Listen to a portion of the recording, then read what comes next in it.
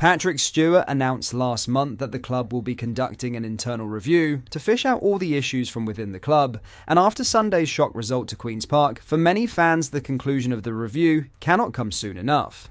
In today's video, we have some huge internal review news amid sacking rumours. We will dive into this today whilst going over all the latest Rangers news from the last 24 hours. There is so much to discuss in today's video. So as always, make sure you like the video and subscribe to the channel for more Rangers content. But first, Rangers manager Philippe Clement says he has held talks with CEO Patrick Stewart, like we always do, after the club's Scottish Cup exit against Queen's Park. But the Belgian has received no indication that the club's backing for him has lessened following the shock defeat. While he admitted that every manager is the subject of pressure, Clement would not be drawn on the topic of his future. He has been under intense pressure following the club's exit against Queen's Park at Ibrox last weekend. In January, new CEO Stewart publicly backed the under-fire manager, explaining that he had to make the right decision, not the popular one, and outlining the importance of fixing Rangers' long-term issues. Clement's side travelled to Tynecastle on Sunday to face Inform Hearts. Asked if he still had 200% backing of the club, a statement Clement made in December following the Queen's defeat, he said, "It's about the next games and months. I know we didn't want to go out of the cup. I didn't have any other signal of no backing from the club. That's the situation in football, and I am going full for the next result and to develop players." Pressed on the nature of discussions with Stewart, Clement added, "Of course the talks with Patrick were about the game and the fans. I said myself it was a big blow for myself and the fans. This cup was a really big goal for us and for me. I know it's a big blow for all the fans to get that result. It is not acceptable. It hurts. I told you guys in good moments here. Why I like this job is doing things with people together. We had some great moments with fans. This was clearly a bad one." Clement's side trail Celtic by 13 points in the Scottish Premiership, with only their progress in the Europa League presenting something to play for between now and the end of the season in May. Asked how he could win back the majority of fans who had now turned, Clement said, "It's about getting the results. I had a lot of great moments with these fans. I know they are not happy with this season and going out of the cup. I will do everything in my ability to make things better." During a post-match press conference last Sunday after the meeting with Queen's Park, Clement insisted he would not resign and did not expect his Rangers tenure to end. Now in some huge Rangers news, Mike Ford is the man leading Rangers' internal review of their football operations according to a report.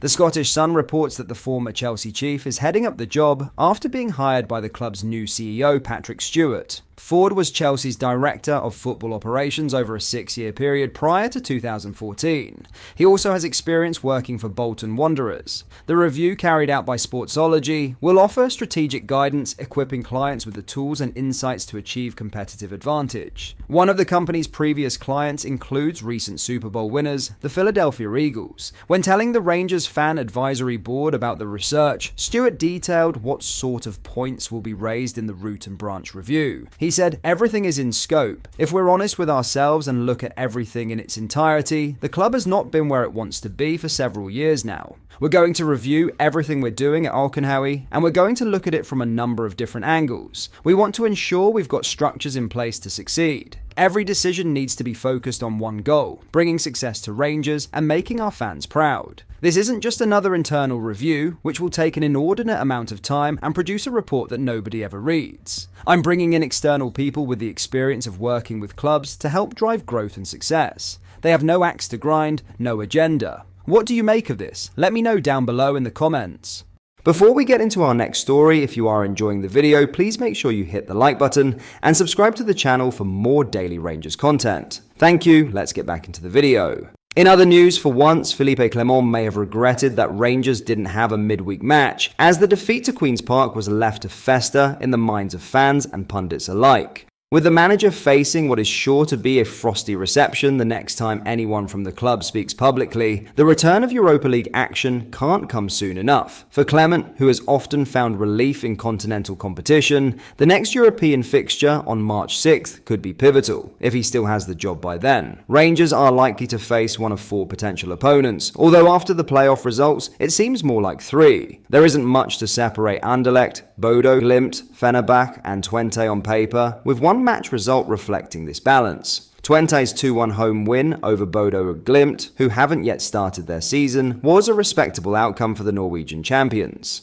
The winner of this tie could be Rangers' best chance at progressing to the quarter-finals. However, the other fixture was far more decisive, with a star-studded Fenerbahce comfortably beating Anderlecht 3-0. Rangers will have observed both games closely, and it doesn't take a tactical mastermind to see that even in the twilight of their careers, players like Dusan Tadic, Edin Dzeko, and Fred still possess vast experience under the guidance of one of football's great modern managers, Jose Mourinho. A trip to Turkey would undoubtedly be the toughest option, given the notorious reputation of Turkish fans. But if fate brings Mourinho's side to Ibrox, it would offer a captivating spectacle and a much-needed distraction from a domestic campaign that feels all but over before Valentine's Day. Mourinho, the special one, has lost none of his sharp wit, regularly taking jabs at players, referees, and rival managers during a season that hasn't quite hit the heights expected of him. It all feels a little too familiar for Rangers fans. Who would be your ideal opposition for the next round? Let me know down in the comments. In other news, Rangers boss Philippe Clement knows there's no guarantees that he will keep his job long term, as he addressed the increased noise around his position following last weekend's shock Scottish Cup defeat by Queen's Park.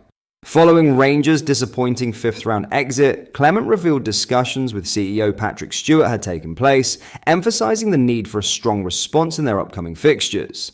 The Belgian boss acknowledged the inherent uncertainties in football management while demanding a determined reaction from his squad on Sunday as they aim to bounce back from their cup disappointment when they visit Hearts in Scottish Premiership action. Not one manager in the world has guarantees, maybe Guardiola in Man City, but he deserves that after all the things he did in a long spell there, said Clement. But we spoke about the game and that the result didn't reflect the game, but of course we need to react, and that's the most important thing. Finally, Yanis Hadji has offered insight into how the Rangers squad have responded to their humiliating Scottish Cup exit. Rangers fans have been desperately seeking answers after last weekend's embarrassing fifth-round home defeat to Queen's Park, but the club had remained silent until today's press conference.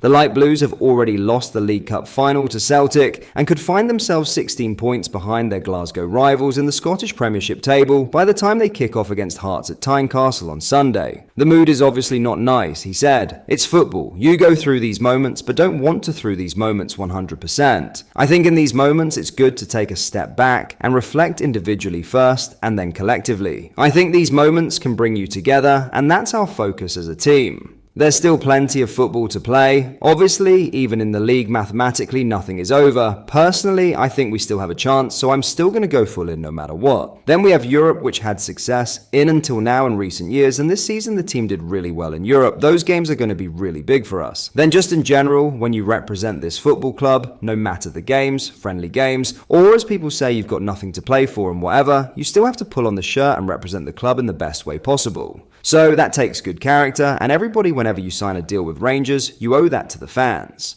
But that is all for today. Thank you for watching. I hope you did enjoy. If you did, please drop a like on the video and subscribe to the channel for daily Rangers content. Thank you. I'll see you in the next video.